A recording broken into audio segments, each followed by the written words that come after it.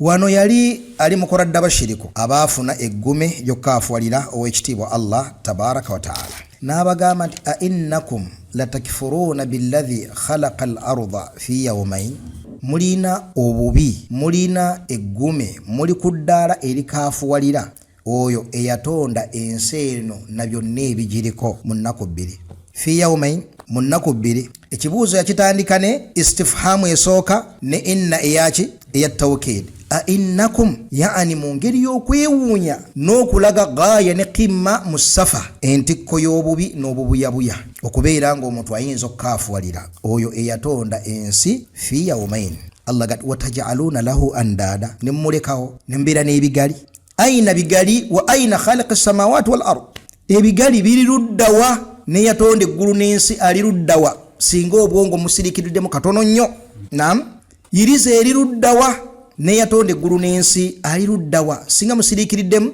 katono nnyo yaani ng'alinganga agamba nti amagezi agasinga okubeera aga wansi gakigaana idhan bwe mbanga mulina amagezi agakola byonna bye mukola agawangaala empangalo yonna ey'ekikuku gye muwangaala teriyo kibakozesa ekyo illa al-inad